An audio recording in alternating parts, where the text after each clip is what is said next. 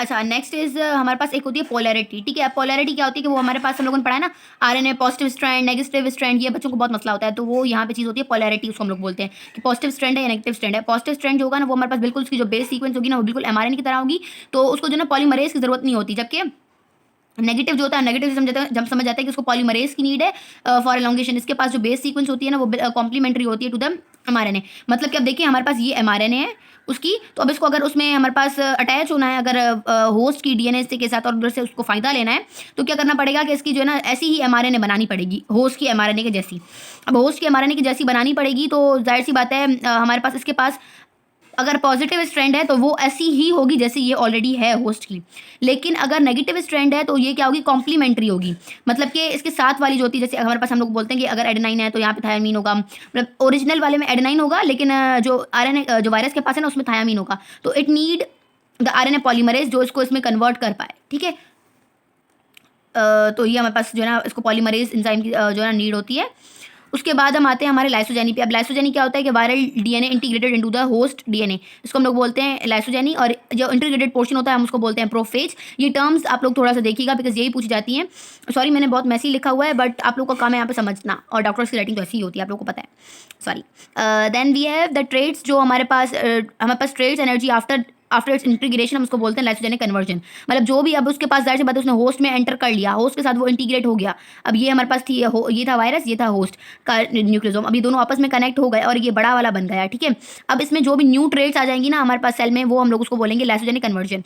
अब हमारे पास कुछ ना इसकी मोड ऑफ रिप्लिकेशन से आती हैं, अब वो होती हैं ट्रांसडक्शन, अब ये हमारे पास रिकॉम्बिनेशन वगैरह ये सब होती हैं।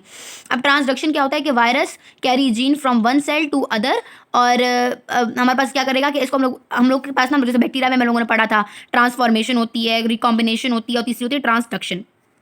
ट्रांसडक्शन में क्या होता है कि एक लाइसोजेनिक वायरस होता है, वो लैटिक वायरस होता है, लैटिक फेज प्रोफेज जो वायरस होता है वो आता है, वो एक जो है ना कहीं से ना ऑलरेडी लेकर आया हुआ होता है, वो आके दूसरे सेल को इन्फेक्ट करता है, फिर वो वहाँ पे आके ना उसको ट्रांसमिट कर देता है। अब वही है ट्रांसडक्शन, वायरस एक जीन लेकर आएगा फ्रॉम एक सेल से दूसरे सेल में। जैसे कि हमारे पास डिप्थेरिया, बॉटलिनियम, मैंने अभी पता है बैक्टीरिया में हम लोग देखते हैं, डिप्थेरिया, बॉटलिनियम, कॉलेरा या एरिथ्रोजेनिक टॉक्सिन वगैरह जो इनके होते हैं ना, वो सारे के सारे इधर से ही आ रहे होते हैं। और several toxin synthesise bacteria are encoded by the integrated bacteriophage. वही मैंने आपको बताया कि क्या करेगा बैक्टीरियोफेज, जिसको हम लोग बोलते हैं ये लाइटिक बैक्टीरिया जिसको वायरस बोलते हैं, वो क्या करेगा कि आके कहीं एक सेल से जो है ना कोई एक जो है ना मतलब बुरी वाली जो हमारे पास होती है, एक कोई टॉक्सिन वगैरह की कोई जीन आ गई, वो लेकर आएगा, इससे इधर से लेकर फिर ये दूसरे सेल में आएगा, इसको भी दे देगा, इसको भी हार्मफुल बना देगा। मतलब वो बोलेगा कि एक बैक्टीरिया बुरा है तो तुम भी बुरे बनो, वो अच्छा नहीं रहने देगा किसी को, इस तरह से। ठीक है, तो ये सारा भी आपके पास क्लियर हो गया। अब देखिए इसमें आपके पास क्या क्या क्लियर हो गया। अब we have the viral growth का कवर हो गया, स्टेजेस कवर हो गए हमारे, ये सारे उन्होंने स्टेजेस की वो दी हुई है, और आप लोग को इतना कुछ याद करने की ज़रूरत नहीं है। ठीक है, अब हम आते हैं कुछ डीएनए के इंपॉर्टेंट फीचर्स पे। ये भी आप लोग को देखना है कि कहाँ पे कौन सी इसकी जीनोम जो है ना रिप्लिकेट करता है। अब क्या होता है कि हमारे पास सारे के सारे जो है ना, हमारे पास जो वायरसेस है ना, वो हमारे पास न्यूक्लियस में डीएनए वायरसेस जो होते हैं ना, सारे के सारे कहाँ पे रिप्लिकेट करते हैं, न्यूक्लियस में, सिवाय एक के। वो कौन सिवाय इसके स्मॉल पॉक्स और वैक्सीना वायरस, जो हमारे पास दोनों पॉक्स से जो है ना वो करते हैं। वैक्सीना वायरस को हम लोग पॉक्स वायरस भी बोलते हैं एक्चुअली। अब स्मॉल पॉक्स और मतलब जो हमारे पॉक्स फैमिली के हैं ना, वही हमारे पास सिर्फ साइटोप्लाज्म में वो करते हैं, रिप्लिकेट करते हैं, बाकी सब नहीं करते। ठीक है, उसके बाद वी हैव कि आरएनए वायरस का अगर हम लोग देखते हैं, वही हमारे पास यहाँ पे पॉलैरिटी देखें, यहाँ पे पॉलैरिटी का कोई इशू नहीं होता। यहाँ पे पॉलैरिटी का इशू होता है कि पॉजिटिव स्ट्रैंडेड है या नेगेटिव स्ट्रैंडेड है, वही मैंने आपको जब बात समझा दी है ऑलरेडी। जाहिर सी बात है जो हमारे पास ये अच्छा ये हो गया। उसके बाद हमारे पास आते हैं कि जो है ना इसमें और कुछ तो देखने जैसा नहीं है, बस इट्स ऑल। अच्छा, तो हम लोगों ने जो स्ट्रक्चर वाला चैप्टर देखा था, तो मैंने उसकी थोड़ी सी और क्लेरिफिकेशन के लिए देख के, अगर आपसे कोई पूछ लेता है तो आप लोगों को कैसे उनको एक्सप्लेन करना है या कुछ भी, तो उसके लिए मैंने एक ब्रीफ अभी थोड़ी सी बनाया है। अब देखिए, अब हमारे पास लिपोप्रोटीन जो होता है ना, वो हमारे पास एनवेलप जो होता है वो लिपोप्रोटीन का बना हुआ होता है, मैंने आपको ऑलरेडी बताया।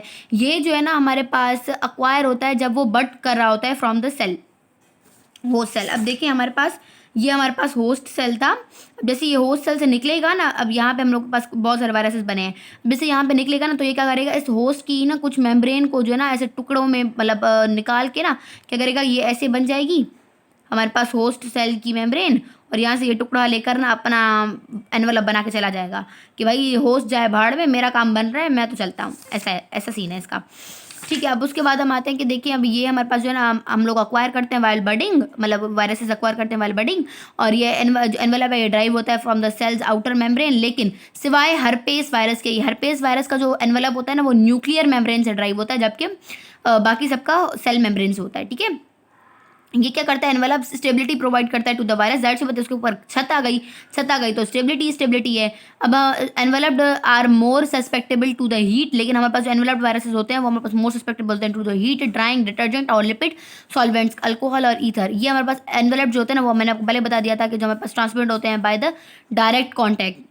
ठीक है, अब उसके बाद ब्लड वगैरह या सेक्सुअल कॉन्टैक्ट से भी हो सकता है, या इंसेक्ट से, या एनिमल बाइट से। इंसेक्ट से कौन कौन से हो सकते हैं हमारे पास ट्रांसमिट, जैसे कि येलो फीवर हो गया, वेस्ट नाइल वायरस हो गया, ये हम लोग डिटेल में पढ़ेंगे कौन से हमारे पास इंसेक्ट से होते हैं, और एनिमल से और कौन से हो सकते हैं, रेबीज हो सकता है, या फिर पर्सन टू पर्सन मतलब कॉन्टेजियस कौन से हैं आपके पास, ये बहुत ज़रूरी है आपको, ये कॉन्टेजियस इसमें से आपके कौन से हैं। कॉन्टेजियस आपके पास इन्फ्लुएंजा वायरस है, वो आपको पता है कि एक किसी को जुकाम होता है तो वो छींकता है तो उधर से हमारे पास ट्रांसमिट हो जाता है। मीजल्स है हमारे पास, जो मीजल्स होते हैं उसके यहाँ पर रुबेला वायरस है, या RSV है, या VZV है, ये बहुत ज़्यादा इसमें हमारे पास मतलब कॉन्टैक्ट से ये स्प्रेड होते हैं। जबकि जो ब्लड वगैरह से होते हैं उसमें से कौन सा आता है, HIV आता है, HSV आता है, हेपेटाइटिस B C, ये तो आप लोगों को बहुत कॉमन है, आपको पता ही होगा बात। ठीक है, अब हमारे पास जो ability to evade host defences are due to the different serotypes. अब क्या होता है, सीरोटाइप्स क्या होती हैं कि भाई एक स्ट्रेन है उसमें अब कोई म्यूटेशन आ गई, उसमें एक न्यू चीज़ आ गई, तो अब सेल के पास जो थी ना, अब फॉर एग्जांपल ना अब देखें सेल के पास ना एक पहले वायरस ने इन्फेक्ट किया, उसके पास था ABCD। ठीक है, अब ये सीरोटाइप था। अब सेल ने उसने वायरस ने उसको इन्फेक्ट किया सेल को, तो अब सेल के पास एंटीबॉडी आ गई इसके खिलाफ। ठीक है, अब ये वायरस क्या करेगा, ये बोलेगा मैं फिर से जाऊंगा तो ये मुझे मार देगा, ये क्या करेगा, खुद सीरोटाइप चेंज कर देगा। सीरोटाइप चेंज करने के बाद ये क्या बन जाएगा, ACDB। हैं वही चीज़ें, बस उसने कुछ रीअरेंजमेंट कर ली, कुछ मॉडिफिकेशन कर ली। अब ये सेल इसको पहचान नहीं पाएगा, इसके पास होती ABCD के लिए ये ACDB बन गया, तो ये पहचान नहीं पाएगा। ठीक है, तो इस वजह से ये सीरोटाइप्स होती हैं, इसकी वजह से इसकी जो मोटिलिटी रेशियो है वो ज़्यादा होता है, मतलब कि ये होस्ट डिफेंस इसको मार नहीं पाती। उसके बाद है वायरस लाइक एजेंट्स, हमारे पास कुछ मैंने आपको बताया था उसी चैप्टर में, तो मैंने अभी इसकी थोड़ी सी ना डिटेल्स लिखती हैं यहाँ पे। एटिपिकल वायरसेस होते हैं, ये क्या होते हैं, डिफेक्टिव वायरसेस होते हैं। हम डिफेक्टिव सबसे पहले आता है इसमें वायरस न्यूक्लियस, इसमें क्या होता है डिफेक्टिव वायरस में, वायरस का न्यूक्लिक एसिड होता है और प्रोटीन होती है। ठीक है, but can not replicate without helper virus. अगर कोई और वायरस नहीं आएगा तो ये रिप्लिकेट नहीं कर पाएगा। ठीक है, ड्यू टू द म्यूटेशन और डिलीशन और of the part of the genetic material. अब इसके पास है सब कुछ, लेकिन जब तक दूसरा कोई साथी नहीं आता इसका, ये जो है ना उसको सेल को हार्म नहीं कर पाएगा। दूसरा है सीडोवायरोन। सीडोवायरोन में क्या होता है कि होस्ट का DNA है और कैप्सिड है। ठीक है, लेकिन इसमें होस्ट का DNA है और वायरस का कैप्सिड है, वायरस का खुद का DNA नहीं है। अब ये कब बनता है, ड्यूरिंग इन्फेक्शन बनता है, जब क्या होता है कि होस्ट का DNA कभी कभी ना वायरस कैप्सिड के साथ मतलब भाग जाता है। ये वही है कि भाई एक लड़की है, लड़की के घर में कोई काम करता था, वो उसके साथ भाग गई, तो वही चीज़ है कि देखें है होस्ट का DNA लेकिन वो वायरस के DNA के साथ भाग गया। फॉर्म ड्यूरिंग द इन्फेक्शन, ये हमारे पास इन्फेक्शन के ड्यूरिंग बनता है। Host cell DNA fragment and incorporated in the viral capsid can infect but no replication. ये हमारे पास क्या करेगा कि इसके जो होस्ट सेल के जो DNA फ्रेगमेंट्स होंगे ना वो उसमें इनकॉर्पोरेट होंगे वायरल कैप्सिड के साथ, लेकिन वो रिप्लिकेट नहीं करेंगे DNA जो इसका होगा।